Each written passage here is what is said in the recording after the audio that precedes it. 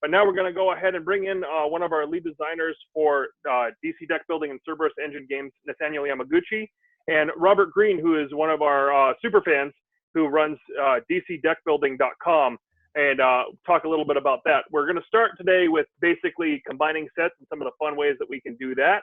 And I'm going to go ahead and moderate some talks between Nathaniel and Robert here. Yeah, just have fun. And if you guys have any questions, this is the time to ask them about DC deck building, future products, past products, combinations, weird card effects, all that sort of stuff. So Nathaniel, Robert, thanks for jumping on. Good afternoon, everyone. How are you? Glad to be well. here. Hey, everybody. Hey, Nathaniel, it doesn't seem like your camera's... Yeah, my camera is disabled currently. That's fine. Go ahead and Amanda will give that to you, and we'll be good to go. So yeah, I have a lot of stuff, and then we're gonna, after we chat for a few 15 minutes, maybe 30 minutes, we'll shift over to Dark Knight's Metal, which you can see just hanging in the background. And even Robert hasn't seen that before, really. So it's going to be fun showing off some new stuff there, too.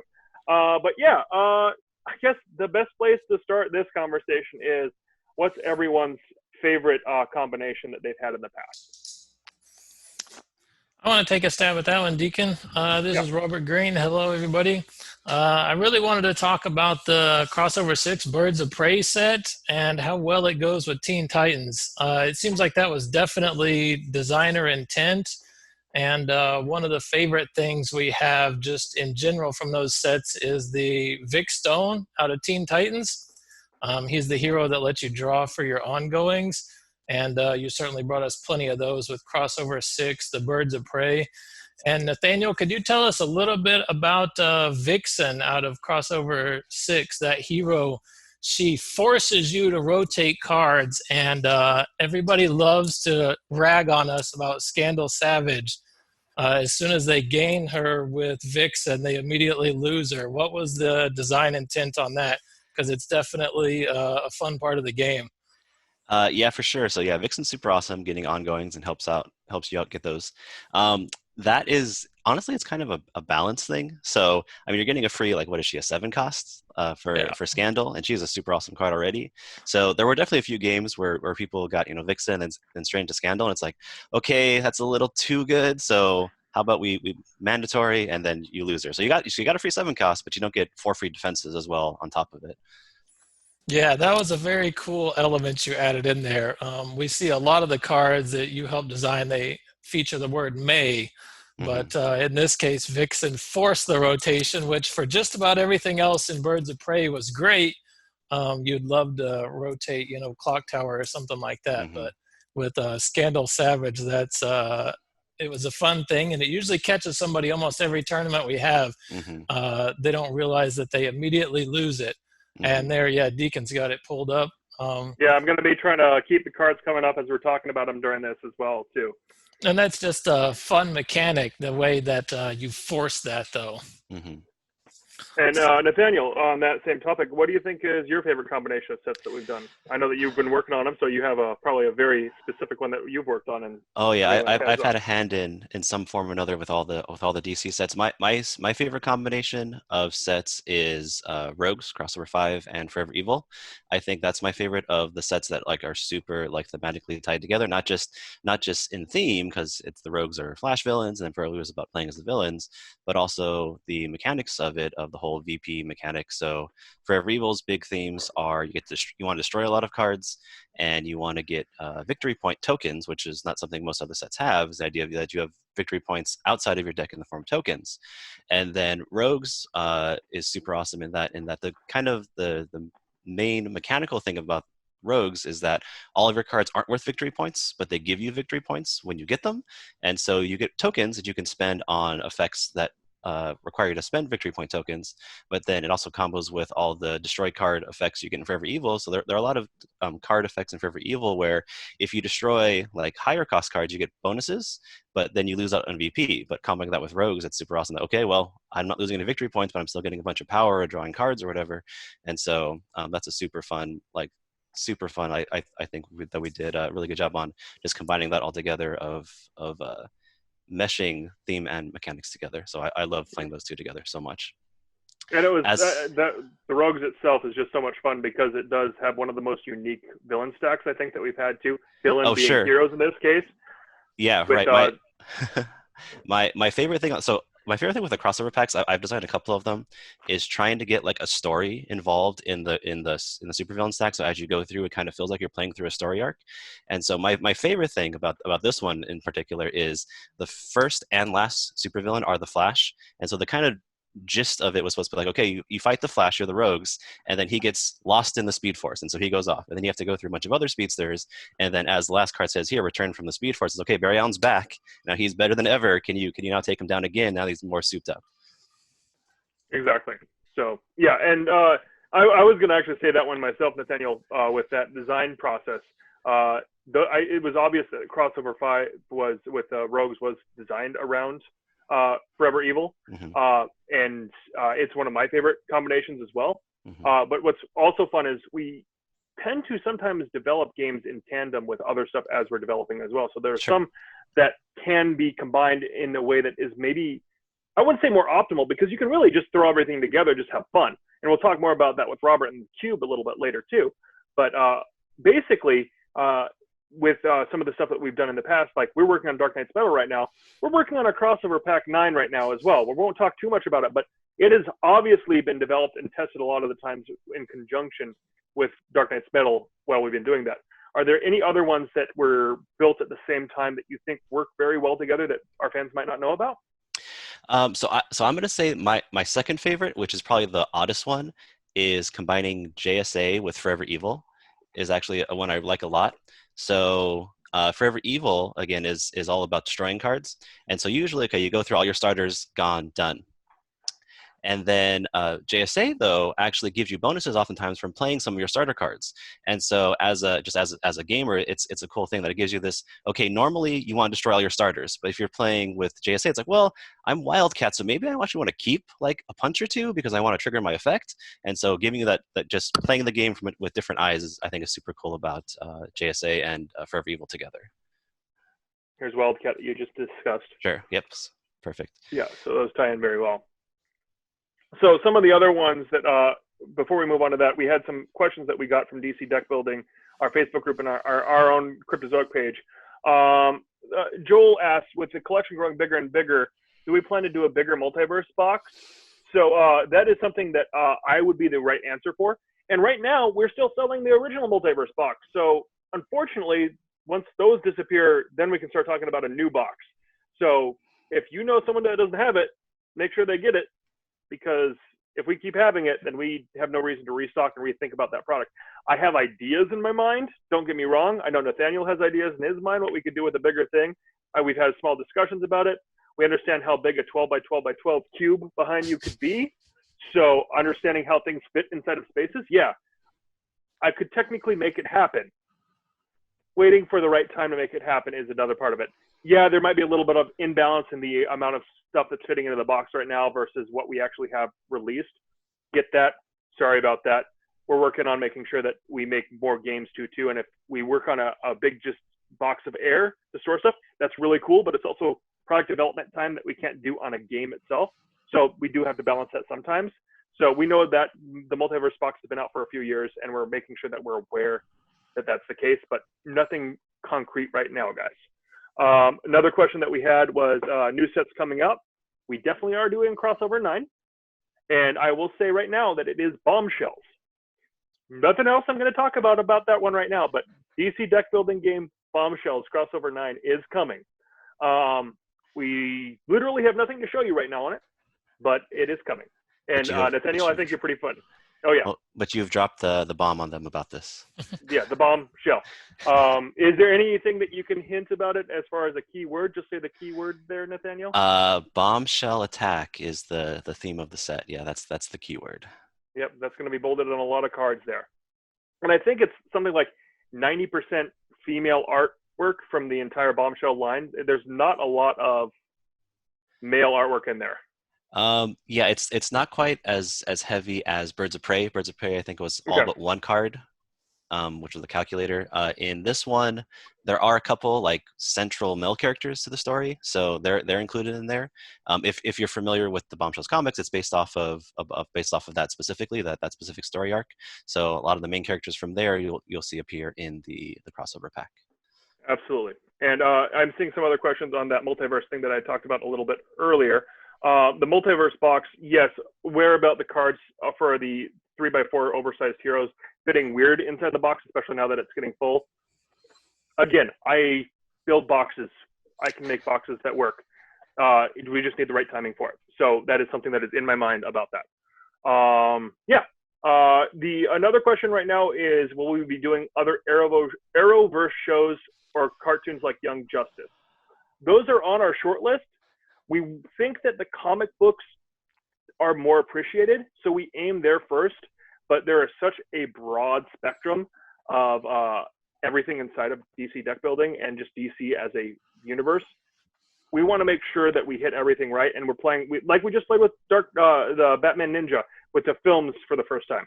So we go back to comics and go back and forth and back and forth. So we're aware of all of the different media that DC deck building could hit, and we're making sure that we kind of hit all of it a little bit here and there, but the comics seem to be the things that resonate most with the people who play the game.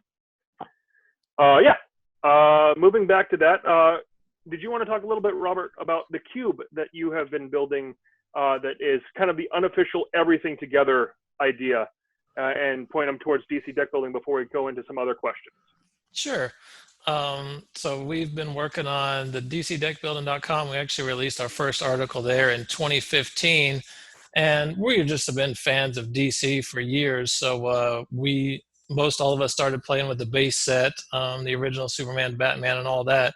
And we just had a love for the game, and nothing really existed at the time. So we didn't know much else what to do, and we just threw everything together. And we had an inkling to use all the main characters, and we couldn't play with them fast enough. We couldn't get enough games in. And so we started what's called a tier system. And that's where players can use multiple characters. And right now you can have up to 6 on your team. So that's just a cool thing. And it just started as like a fan thing. We're in Texas. We had our first tournaments there. And we've been doing tournaments basically in the United States here and there. And it just kind of grew out of basically a lot of people loved the game, and we loved all the interactions. There's a lot of actual card strategy. Some players look into it and say, oh, it's just another card game. But there's a lot of very unique interactions with the way that cards work together. And it's a great deck building game. It's quite a bit different from some of those already out there. And probably what drew me and almost everybody else in is it's immediately relatable to us. Several people play other card games, and there might be a new monster, and you say, okay, who is this? But if you tell me, oh, the theme of the new set is Joker, we have an immediate relevance to that, and we already, we have an idea in our mind what this set's going to be. You and Nathaniel talking about the new set, Bombshells. A lot of us grew up with these comics and things like, hey, I know who the Bombshells are without you telling me any of these new cards. So that's a really cool thing about DC deck building, is that almost everybody can relate to it, just because we have we've grown up with these cards, and we've grown up with these characters in comics and movies. So that's kind of where the idea came from. And we've just been putting sets together as fast as y'all will make them. We have a list, as some people mentioned before, it's kind of hard to fit everything in a box. And so we kind of help trim down some of the redundant cards, but we keep a lot of the really special effects, like keyword cards, like we mentioned before, Vic Stone and those kind of things. So we do love that aspect, and you guys make a great product, and we love the game. Always good to hear that. We do have, so I mentioned before, the website. It's dcdeckbuilding.com for anybody that hasn't heard about it. But we've basically been putting out strategy articles if you're interested in, like, hey, I have a favorite set, or I have a favorite character to use. We do have several years worth of articles on there so far. And it's just, a lot of it is fan driven. This is just players like you and me just at home coming up with teams. And then somebody wants to put an article up, and we really encourage that. A lot of our articles are just from fans across the internet. So there's a lot of players in our group, and we can help you try to find others in your local area a lot of people have met through the Facebook group and now can meet up at their local gaming store once, we get back to that. So it's, or at least currently on Zoom, whatever you need to do. yep. So yeah, with that said, that actually brings us to a question that we had on the area. One of the things that you do have right now that is part of the cube is basically how to build and what cards you need for it and what products you need to purchase for it. And some of them are harder to get. There are promo cards. I've been basically making sure that we're looking for all the promo cards that we can inside our office. I don't know 100% what we've been able to find, but we do have some old boxes in there. And not right now, but keep an eye on our Facebook in the next couple of weeks in our e-store. We're going to be putting a few more that might have been harder to find, or at least existent ones up on our e-store at some point soon. So when we find them, when we get a good count of what we have, and make sure that we keep some back so we actually have some for our library as well, we will be making sure that some extra promos get up on our e-store and are able to be purchased alongside other things that are up there as well. So that's great to hear. Everybody's looking for Bane. We'll try. Yep. I can't promise anything. They are promotional cards, and only if they exist. But if they exist, we want you guys to be able to have them. So that's pretty much it. Some other questions I'm going to work down. Does anyone have any other things that they want to talk about before I just kind of crack out some of these 9 open questions that we have right now? Cool. Will you ever make another live action set like the Arrow crossover from Cartoon Network shows? Answered that one. Trying to figure that out, but not yet. Nothing on the plate right now. Would we ever get a Super Pets crossover? I'll put it on the list. Yeah. I don't hate the idea. The biggest thing that you need to know from us too is we send these pitches to DC, and sometimes they do say no as well. We've had a couple that have just not happened because they're not pushing that comic, they're not pushing that property, they're not pushing that thing. We don't have specific rights to it or whatever that thing may be. So yes, it's always okay to ask though. So it's on there. Okay, here's one that definitely is for me. Speaking of oversized hero cards, is there any reason Cryptozoic hasn't released official sleeves for those cards? Because they're expensive. They are very expensive to do custom sleeves like that. That said, I keep trying to find ways to do that, and when they figure out a way to do it, I want to do that. We've talked about the fictional next big box, having them in there as well. Don't know. Honestly, it is a pie-in-the-sky idea for me right now as a product development manager, but it is something that I am heavily aware of and want to do. Earlier, you all talked about, says Robert, earlier you all talked about the uses for DC Ducks Bombshells figures. Have you considered using them as a token for markers in Rebirth? I mean, go for it. I won't stop you. I'm not the board game police. So yeah, go ahead and put them on Rebirth, please. There's Batman in there. There's the Joker. There's all those. There's a lot of the characters that already exist. Maybe not everyone, but you can do it for the people that there are, for sure. And we talked about Bombshells with Amanda earlier today and yesterday. Bombshell Series 4, if we find the right stuff, we'll do it. If we don't, we won't. It's not my place to talk about that one. I just do games. So that would be really cool to do, though. Continuing up, this I think is for you, Robert. Is the tier list going to be redone soon? With the new teamwork rules, Golden Glider doesn't seem to be strong at 6 anymore. Oh, sure. I can talk about that, Deacon. So for anybody that's not aware, we do have a rotating tier list. It goes by seasons. We follow the 4 natural seasons of the Earth. So we have 4 updates per year. Our most recent was in February, which means 3 months later, here come May next month. I believe the date's the 11th. The next tier list will come out. And what this does is it helps keep the game from being stagnant. As players become aware of like what can be considered like some of the best teams, which we try to work to keep it very widespread. You can play a lot of things. You can kind of play what you like. So the next tier list update will be, it's about 3 weeks from now, May 11th, and that rotates every 3 months. So it does help keep the game familiar with everybody and fresh. Great. Magic card style packs or small foil packs for future stuff. I mean, that's kind of what the crossover stuff is. This game doesn't really work with a random pack of cards. I mean, I have considered doing smaller packs of cards that have a defined amount and defined items in them, but nothing has happened with that yet. But not a bad idea as far as the idea of being a smaller pack that's closer to a $5 price point versus a $13 price point for crossover. I'll put it on my list. I answered that live, and now I'm there. Are you intending to reprint old promos? Never say never. What do you recommend when? Okay, this is for you, Nathaniel. What do you recommend when adding a crossover pack to a Crisis game? Okay, great question. So I guess it depends.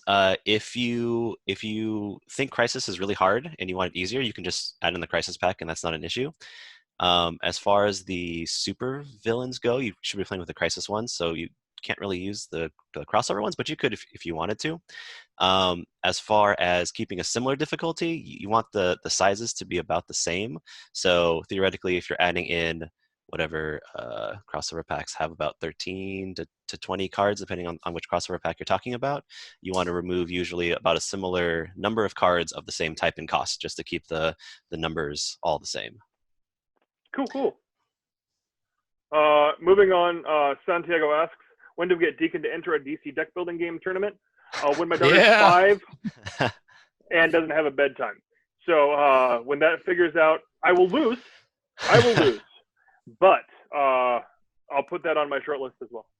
We got some good articles you can read up on. Sounds good.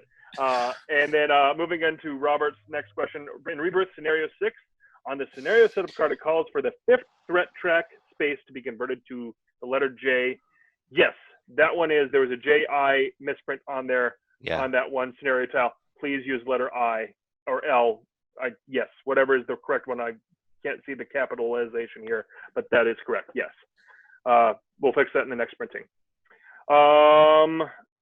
I'd say, is there a good online resource for trading? I have an extra Starfire promo and some other cards. Probably the Facebook group that you run, Robert Green. There's the Facebook group. Players do a lot of that in there, and they help each other. Like some people might have some of the older promos, and they're definitely willing to trade. I'd say go post, and you'll get several responses.